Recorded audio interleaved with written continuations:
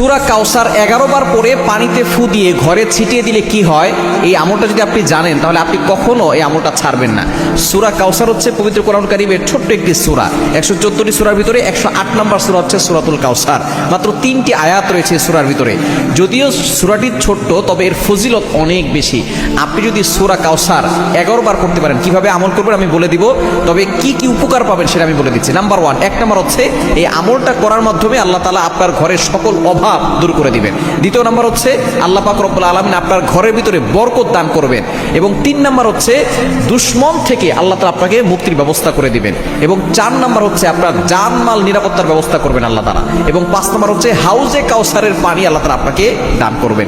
কেননা এই সূরা কাউসারের ভিতরে ইন্না আতাইনাকাল কাউসার, হাউজে কাউসারের ব্যাপারে আল্লাহ পাক রব্বুল আলামিন বলে দিয়েছেন যে এটা নবী সাল্লাল্লাহু আলাইহি ওয়াসাল্লামকে আল্লাহ তাআলা হাদিয়া দিয়েছেন হাউজে কাউসার।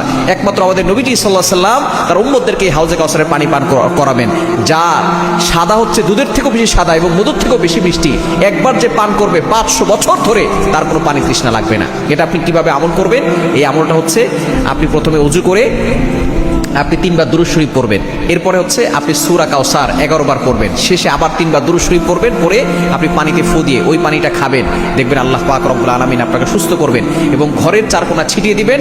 ওই ঘরের ভিতরে অভাব থাকবে না, ঘরের ভিতরে অভাব দূর হয়ে যাবে, বরকত চলে আসবে এবং দুশমন কোনো ক্ষতি করতে পারবে না। কেননা এই সূরাটা এমন সময় নাজিল হয়েছিল, নবীজি সাল্লাল্লাহু আলাইহি সাল্লামকে যখন কাফেররা গালি দিয়েছিল, যখন তার সন্তান দুনিয়া থেকে বিদায় নিয়েছিল, তখন বলেছিল মুহাম্মদ হচ্ছে নির্বংশ।